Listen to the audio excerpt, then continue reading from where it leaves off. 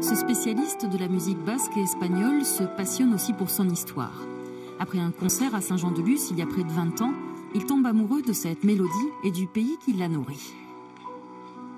Ses notes à jamais imprégnées sur ce qu'est le magnétisme. Ravel est né sur ce port en 1875. De son balcon, il aperçoit la maison de l'Infante. Ce paysage impulse la création de cette pavane, langoureuse, aux couleurs de la maison dans laquelle il a grandi. Ravel a été très marqué par la mer. D'abord, il allait beaucoup se baigner, il était tout le temps à la plage quand il était ici. Et puis, regardez dans ses œuvres, vous avez Une barque sur l'océan, très connue, vous avez Les jeux d'eau, vous avez beaucoup de pièces où le thème de l'eau et le thème de l'océan sont traités. Donc, on peut dire que ce quai de Cibourg, ce lieu de naissance, l'a vraiment beaucoup marqué. Sa mère, fille de marin-pêcheur, était native de Cibourg. Très attaché à elle, Maurice Ravel baigne dans cette culture portuaire, même s'il quitte les vagues pour une vie plus parisienne. Il est revenu la seule fois en vacances à Cibourg, en 1911, avec une location dans cette pension, donc qui s'appelle la pension Ancho de Chori. On voit toujours l'enseigne qui est restée d'ailleurs. Retrouver la culture de son enfance, cette culture basque, parce que lui parlait très bien le basque, et donc là, à quelques mètres de la maison où il est né.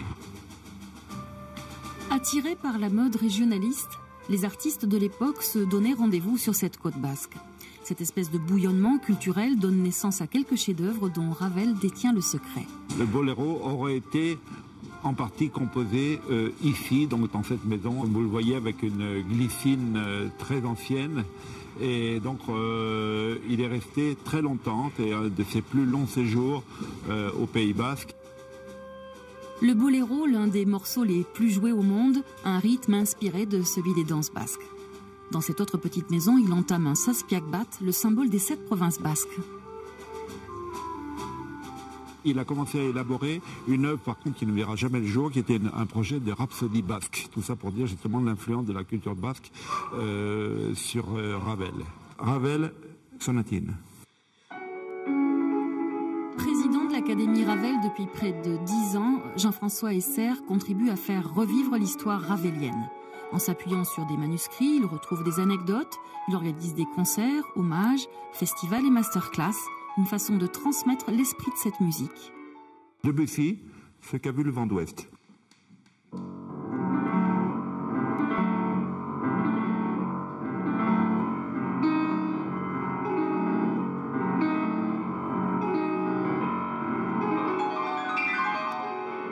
Debussy a écrit ce prélude, donc ce qu'a vu le vent d'ouest, qui évoque justement le côté très impétueux des éléments qui se déchaînent un petit peu.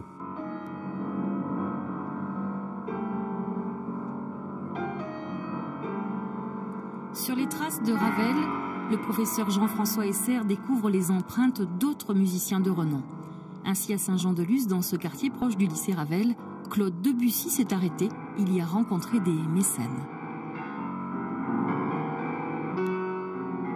On connaît peu cette anecdote lusienne à propos de Claude Debussy, puisque évidemment le pays est beaucoup associé à Maurice Ravel, et on connaît justement ces histoires de clans debussystes et raveliens à l'époque. Mais Debussy est venu effectivement dans cette maison, le chalet à Basse, qui appartenait à un colonel anglais, et ici il a profité de ce jardin magnifique. Il parlait des silences extrêmement reposants.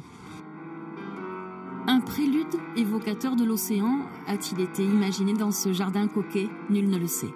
Connaisseur, Jean-François Esser analyse l'inspiration de l'œuvre de Debussy.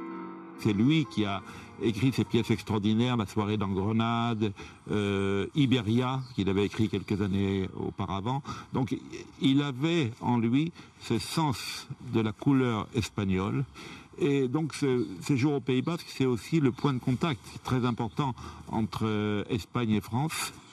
Au fil de notre balade, une nouvelle adresse musicale nous est indiquée à Cibourg. Sergueï Prokofiev lui-même tombe sous le charme de cette maison basque. L'épouse du compositeur russe chantait même Ravel. Mais c'est dans une autre ville que flotte réellement un air de Russie. Ici à Biarritz, la présence russe est très forte. Et on peut vraiment faire le pendant entre Ravel et Stravinsky, deux compositeurs qui ont inventé la musique moderne et qui étaient pratiquement contemporains. Stravinsky est mort beaucoup plus âgé, mais en tout cas, bien sûr, ils se connaissaient, ils étaient chacun admiratifs de leur musique, et Stravinsky a composé des œuvres très importantes ici, dans cette maison. Et dans ce même quartier Saint-Charles, un violoniste navarrais avait également élu domicile. Alors, tout près de la maison de Stravinsky, justement, dans ce chalet, vous voyez Navarra, est mort un des plus grands violonistes de son époque, sinon le plus grand, Pablo de Sarrazat, qui était aussi compositeur. Autre style, autre compositeur et non des moindres, Isaac Albéniz dans Évocation, première pièce du cycle Iberia.